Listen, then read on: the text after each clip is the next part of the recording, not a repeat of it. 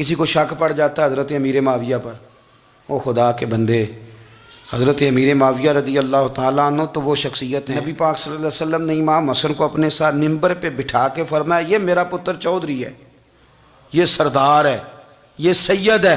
حضور کس طرح؟ فرمایا جب مسلمانوں کی دو جماعتیں لڑیں گی تو یہ صلح کرائے گا۔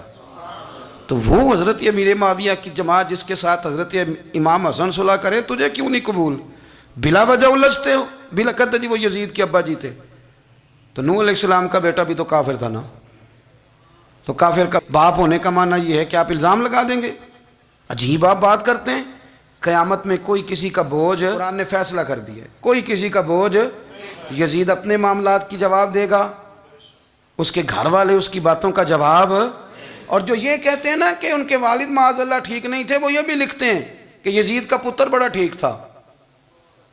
یزید کے بیٹا ہے جس کا نام معاویہ بن یزید ہے، یزید کے بعد لوگوں نے تخت پہ بٹھایا، 40 دن اس نے حکومت کی، اور لوگوں سے کہنے لگا کہ میں اس کرسی کے قابل ہوں، نہ میرا باپ قابل تھا۔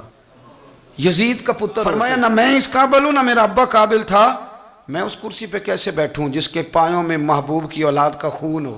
تلاش کر لو کوئی اپنا امیر، 40 دن کے اندر بندہ تلاش کر لو، میں اس قابل نہیں۔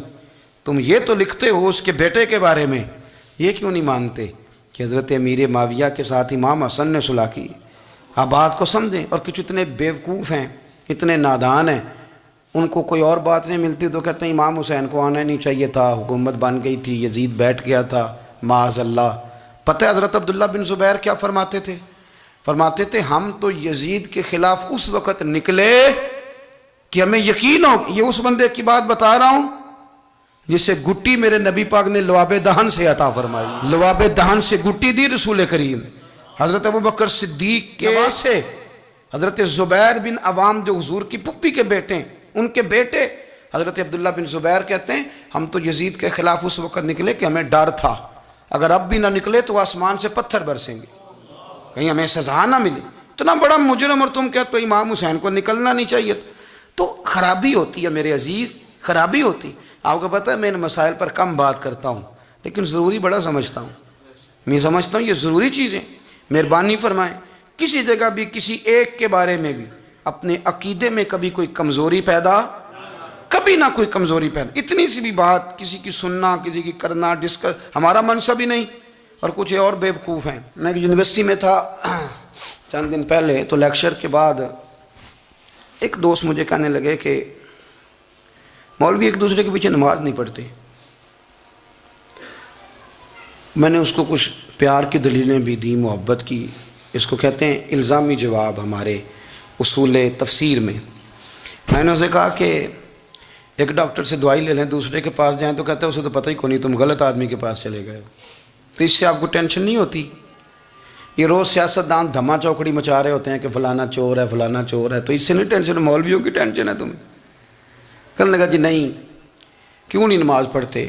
میں نے اسے کہا یار، اور وہ مجھے کہنے لگا جی آپ بڑی مثبت بات کرتے ہیں تو اس لیے میں نے آپ سے سوال کیا ہے۔ میں نے کہا یار بڑی سادی سی بات ہے، اگر تیری سمجھ میں آ گئی تو ٹھیک ہے، نہ بھی آئی تو منوانا تو میرے ذمہ ہے بھی نہیں، بتانا میرے ذمہ ہے۔ تو یہ بتا، میں نے کہا تیرے ابا جی کو، تیری اماں کو کوئی بندہ کافر کہہ گزرے، کوئی مولوی بہت بڑا شیخ الحدیث ہو، اصول تفسیر پہ، فقہ پہ، حدیث پہ دسترس رکھتا ہو، اور مستحضر علم ہو اس بندے کا، تیرے ابے اور اماں کو کافر کہے تو نماز پڑھتا ہے؟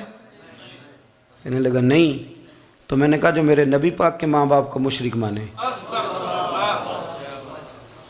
اور میں نے کہا اگر تم نے دلیل چاہیے ہوگی تو بندے میں تمہیں دوں گا، اور بائی نیم دوں گا، اور میں ان کی تحریریں تمہیں دوں گا، جو مر گئے یہ لکھتے ہوئے کہ چونکہ وہ پہلے چلے گئے تھے، انہوں نے کلمہ نہیں پڑھا، لہذا معاذ اللہ صبح معاذ اللہ دوزخ میں جائیں گے۔ تیرا حوصلہ پڑھتا ہے تو پڑھ نماز، میرا تو نہیں پڑھتا، میں کیسے پڑھوں؟ اور اس قدر کمزور نظریے ایک آدمی کہ اپنے قلم سے لکھتا ہے، اپنے قلم سے اپنی کتاب میں لکھتا ہے کہ جس مچھلی کے پیٹ میں حضرت یونس نے کچھ دن گزارے وہ مچھلی جنت میں جائے گی۔ دے شرم نہیں آتی؟ جس مچھلی کے پیٹ میں یونس چند دن رہے وہ جنت میں جائے گی، اور جس ماں کے پیٹ میں مدینے والے رسول 9 مہینے رہے، یہ حیا نہیں آتی تجھے بات کرتے؟ اگر پھر بھی سمجھ نہ آئے تو ہم سے آ کے عقیدہ سن، ہو درود تجھ پہ بھی آمنہ، ہو درود تجھ پہ بھی، تیرے لال پر بھی سلام ہو، تیری گود کتنی عظیم ہے، تیری گود کتنی یار آپ مجھے دلیل دینا، میں آپ ہماری ساڑی تے باٹی کونی تے سانجی کدے نال ہونی ہے، ہمارا کسی سے ذاتی رٹا ہی کوئی نہیں، آپ بات کو سمجھیں، لیکن تجھے کوئی اور چیز لکھنے کو ملی کوئی نہیں، تو نے قلم اٹھایا اور تو تکلیف دیتا ہے نبی پاک کو، تو وصیت والدین کو معاذ اللہ یہ لفظ کہہ کے گزر جاتا ہے۔ اور ان کے نام دیکھو، آمنہ، نام کیا ہے؟ آمنہ۔ آمنہ نام کافروں جیسا ہے، اور والد کا نام کیا ہے؟ سبحان اللہ۔ عبداللہ کا معنی ایک کافروں جیسا نام ہے، مت ماری ہے، اور کتابیں لکھی جا رہی ہیں اور سیرت لکھی جا رہی ہے اور دلیلیں دی جا رہی ہیں، لوگوں کو خیال ہی نہیں آتا، عجیب فلسفہ ہے۔ 4 اقوال ہمارے بزرگوں نے لکھے ہیں نبی پاک کے والدین کے بارے میں۔ سب سے پہلے امام سیوطی فرماتے ہیں رسول کریم علیہ السلام نے فرمایا کہ پوری دنیا میں جب کفر رہتا ہے تب بھی 10 لوگ اللہ کی توحید پر ہمیشہ قائم رہتے ہیں، یہ نہیں ہو سکتا کہ ساری دنیا کفر سے بھر جائے۔ فرماتے ہیں میرے محبوب کے والدین بھی ان 10 لوگوں میں شامل ہیں، حضور کے والدین بھی ان۔ اور دوسرا قول آپ فرماتے ہیں نبی پاک کے والدین زمانہ فطرت پہ تھے۔ زمانہ فطرت وہ زمانہ ہوتا ہے جس کے اندر نبی نہیں ہوتا، تو لوگ جس دین کو بہتر سمجھتے ہیں اللہ کی توحید کے ساتھ اس پر عمل کرتے ہیں تو ان پر کوئی مواخذہ۔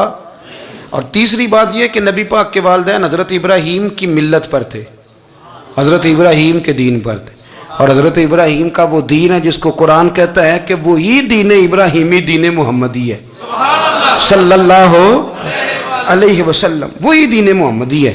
اور چوتھی بات جس کو علامہ ذہبی نے لکھا، علامہ خفاجی نے لکھا، قاضی اعجاز نے لکھا، محدثین نے لکھا، حدیث کی راوی سیدہ عائشہ صدیقہ ہیں رضی اللہ تعالیٰ عنہ، کہتی ہیں رات کو میں اٹھی تو میں نے نبی پاک صلی اللہ علیہ وسلم کو روتے ہوئے دیکھا۔